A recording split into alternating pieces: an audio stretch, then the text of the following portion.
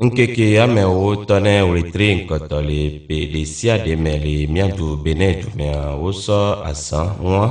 sɔ kpɔne dzidzɔ ne wake sene voduwo kuɖo wabe voduwo kpata vɔa nkeke ŋua le miabia megã Ferna domanu ba xɔmea dzidzɔ ke voduwo la kpɔ ɖo azã ŋua dia ŋgbavayi dzidzɔ bia zã avi kuɖo ɖasi ye kpoe va nine voduŋuawo ɖo amegã sɔ azã nenetɔa ye trɔ le gbedome ne vodu be sesẽwo kpata vodunɔ gã xoxoŋua ɖe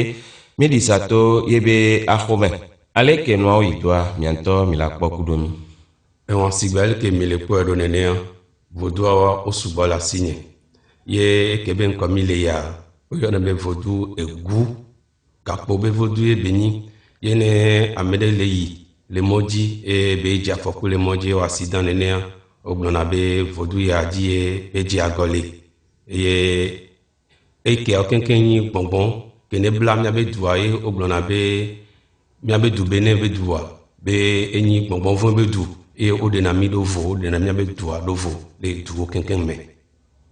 ye fie ke mi le kpɔ ya koklo ya egbɔ ya fie kpo mi wunawo le wòkela va na ɖuɖu vodu kpɔtɛawo le xɔme eye woyɔnɛ be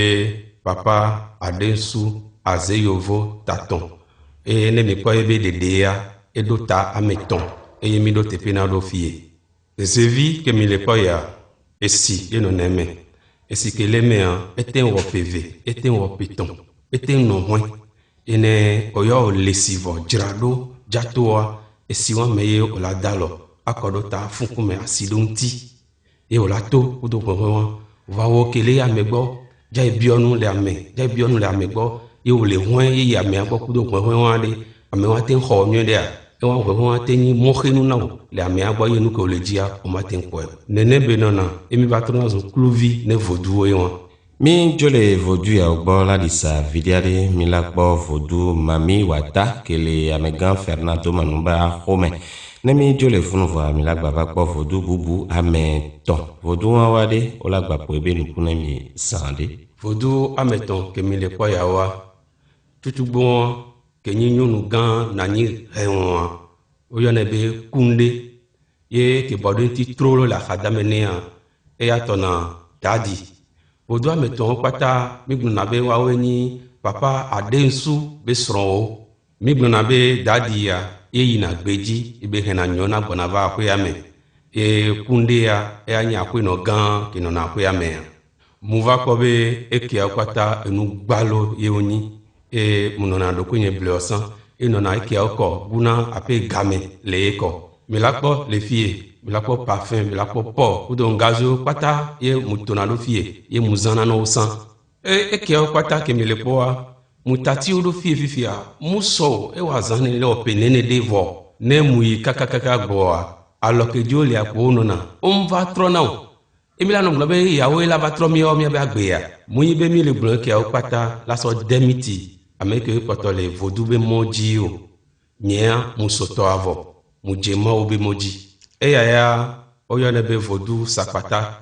eye mi gblɔna be eye kpatsɛ ne anyigba vɔ ame sia ame nye nya be mawu ye nyi anyigba be ɖotɔa ke gbabɔ ɖo ŋuti ya eya tɔna vodu xebiezo mi gblɔna be kpatsɛ le dzibo ɖaa eke mi va le kpɔ ya eya tɔ vodu tɔxɔsu ye ne nyɔnu ɖe dzivi ye ŋɖe hoe le ɖevia ŋutia wogblɔna be tɔxɔsu ye benyi ye mi le kpɔ nye ŋutɔ ke le fi ya bokɔ ke wɔna nunama etonam be tɔxɔsu be se ɖom ɖo nu ke ŋuti ya egblɔna be aƒe nukpɔkpɔ aƒe susua ekpɔna nu didiƒe ke ne ame kpo ŋute ne bla kpɔna oa ye be gblɔna be vodu tɔxɔsu be se ye ɖo nye ya ye ne wòle xixe me ye ŋɖe kpe mu dzɔ ɖo dziwo kpɔ oa wola nɔ gblɔ be vodu tɔxɔsu vodu xebiezo alo vodu ya leke ye na ye ŋɖe kpe mu le dzɔ ɖo dzi o mawu ke le dzi ya eye le tsɔ ame sia me ye ewo ke le anyigba dzi wonye agbetɔ ye wòwɔ nu ne nɔviwo wòwɔ nu nyuie ne nɔviwo ye mu dzesi na woa kpɔ aleke be ve na no ɖoa ye ke gba va ka mawu ke le tsomi ke le wɔ nunyuie na mi gasia game ye akpetɔwo mu ye be omu dzesi ma wa ko yo va omu dzena si nu ke ma wa le wa na wo kaka la va nya be ma wa ŋutɔ ele o ye ne ma wa ŋutɔ mu nyi adɔ mu ke nyi adɔme nyuietɔ ŋusisi kuna metɔ o wa ebe be evue ke mi le wɔwɔ keŋkeŋ wa ela sɔ ela dɔn ebe to na mia o ma kpa mi o va egbea nyamu le do akpe nɛ be enam keŋkeŋ enam be mu va dzesi nye ŋutɔ mu dzesi kudo aƒe xɔmewo kpata eye mu dzi be ame kewo kpata kpɔtɔ le vodube mɔ dzi ya wone xɔsi ne mía kpata míanɔ du ado gbe ɖa ɖo ta ne míabe du bene kudo Afrika be dua ne ame sia ame ba te ŋkpɔ katutu vodukea ke ne mi le kpɔ le fi ya woyɔna ya be edan enɔ nye ese ne sã va de alɔ le ŋuti de asi le si trɔm gbedoe eye ke nya kpɔtɔ le vifɛa wova to nam be matrɔ ma li ne nyɔna ke gbedola na nɔ nye sã ye nɔ nye mu kpɔ xɔ wa ne nyɔna wɔ keke wɔn ne wɔ atrɔ zɔntɔ ye musɔe sɔ va li ɖo fie vɔa ne mi kpɔ le bibla mea míakpɔ dzesi be edan ye nyi elã ke ne ye flu Adam kudo Eva le gã wɔn mea ye evɔe sɔ va xexea me ye ŋuti ye Mawu sɔ ekpe sɔ sɛnɛ ɖo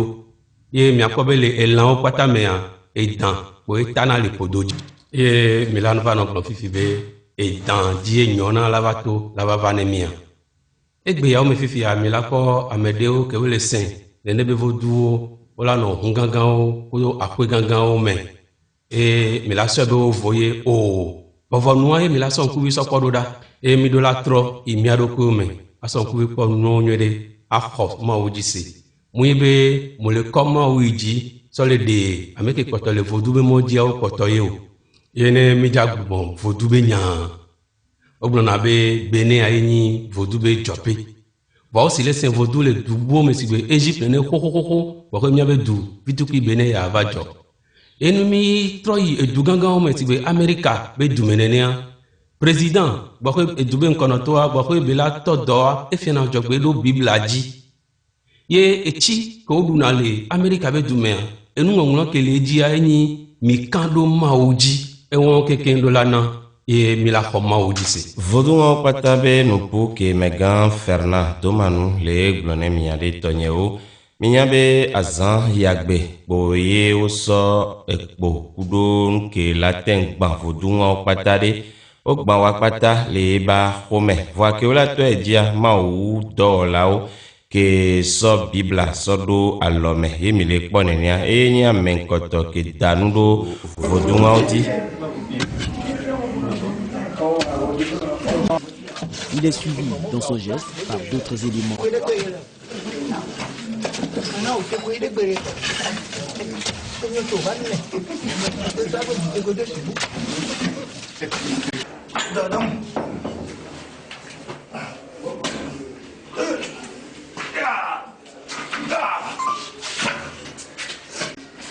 Wogbã voduawo kpata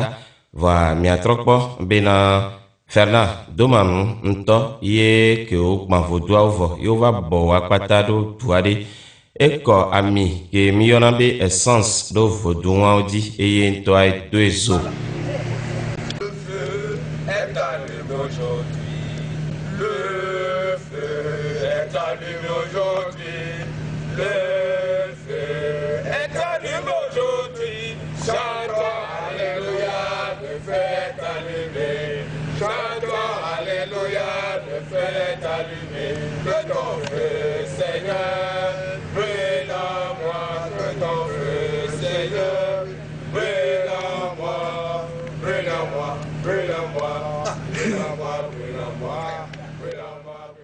Mawu be de popo ɖewo si ale ke mi gblɔnɛ ɖo français gbeme be prière ŋua ɖe wa kpata ye kplɔe do ye vodunua wa wofiɔ wa kpata wa ŋusẽ ɖe kpekpe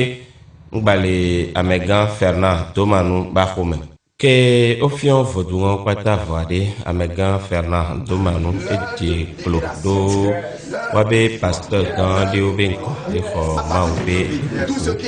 Saint-Sucré au nom de Jésus. Amen. Tout ce qui est amer. Oh, tout ce qui est amer. partout là où tu vas passer, ça devient sucré au nom de Jésus. Amen. Oui, Papa Yahvé, tout est accompli. Je bénis ton nom, je loue ta sainteté parce que tu as déjà agi. Ton enfant se lève maintenant. Il rentre maintenant dans la gloire, dans l'élévation. Amen.